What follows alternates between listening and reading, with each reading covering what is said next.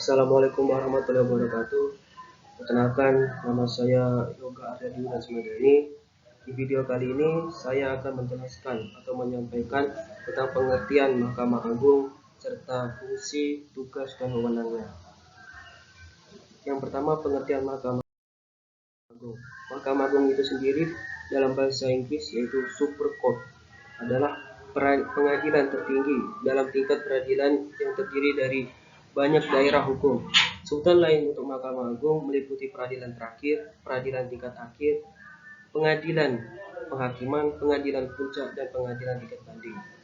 Sedangkan Mahkamah Agung Republik Indonesia adalah lembaga tinggi negara dalam sistem ketatanegaraan yang merupakan pemegang kekuasaan kehakiman bersama-sama dengan Mahkamah Konstitusi dan bebas dari pengaruh cabang-cabang kekuasaan lainnya. Mahkamah Agung menyatakan badan peradilan dalam lingkungan peradilan umum, lingkungan peradilan agama, lingkungan peradilan militer, lingkungan peradilan tata usaha negara. Mahkamah Agung Republik Indonesia berdiri pada tahun 19 Agustus 1945. Selanjutnya yaitu fungsi, tugas, dan wewenang Mahkamah Agung. Yang pertama, fungsi peradilan. Mahkamah Agung merupakan pengadilan kasasi yang bertugas membina keseragaman dan penerapan hukum melalui putusan kasasi dan peninjauan kembali menjaga agar semua hukum dan undang-undang di seluruh wilayah negara Republik Indonesia diterapkan secara adil dan tepat dan benar. Yang kedua, Mahkamah Agung berwenang memeriksa dan memutus pada tingkat pertama dan terakhir. Misalnya, semua sengketa tentang kewenangan mengadili, permohonan meninjau kembali putusan pengadilan yang telah memperoleh kekuatan hukum tetap, semua sengketa yang timbul karena perampasan kapal asing dan muatan oleh kapal perang Republik Indonesia berdasarkan peraturan yang berlaku. Yang ketiga, hak uji material atau wewenang menguji atau menilai secara material peraturan perundang di bawah undang-undang tentang hal apakah suatu peraturan ditinjau dari isinya atau materinya bertentangan dengan peraturan dari tingkat yang lebih tinggi. Yang kedua, fungsi pengawasan. Mahkamah Agung melakukan pengawasan tertinggi terhadap jalannya peradilan di semua lingkungan peradilan dengan tujuan agar peradilan yang dilakukan pengadilan diselenggarakan dengan seksama dan wajar dengan pedoman pada asas peradilan yang sederhana, cepat, dan biayanya ringan, tanpa mengurangi kebebasan hakim dan memeriksa dan memutuskan perkara.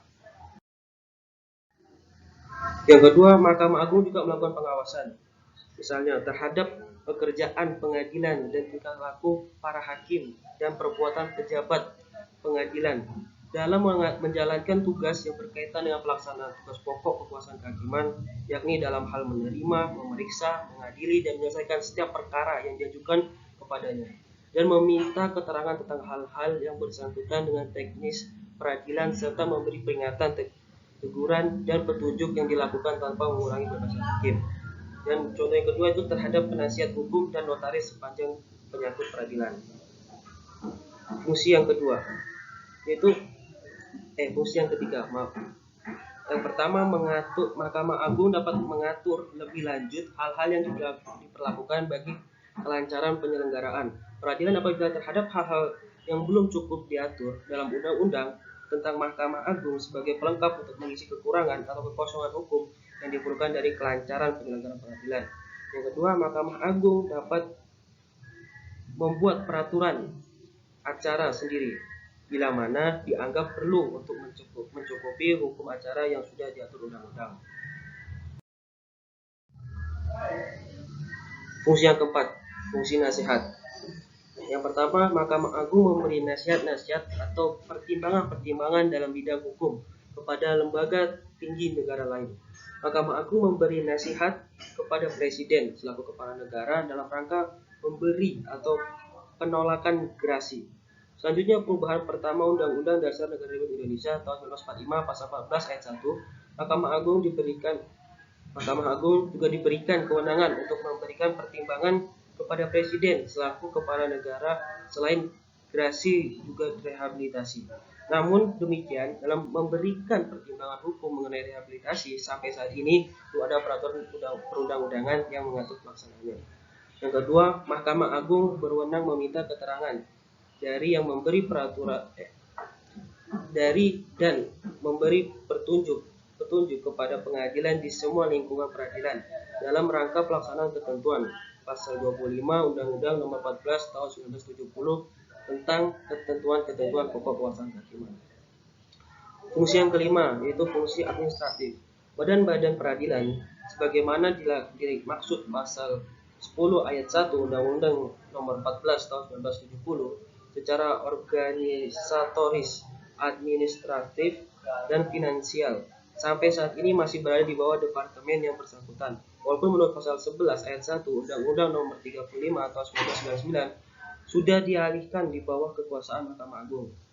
Yang kedua, Mahkamah Agung berwenang mengatur tugas serta tanggung jawab, susunan organisasi dan tata kerja kepaniteraan pengadilan. Yang keenam, fungsi lain-lain.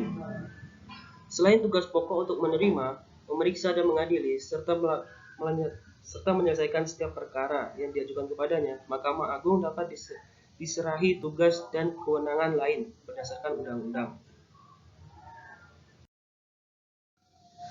Sekian dari saya. Terima kasih yang telah menonton sampai akhir video saya ini. Semoga bermanfaat. Saya Yoga Aryadi Sumadani, pamit undur diri. Wassalamualaikum warahmatullahi wabarakatuh.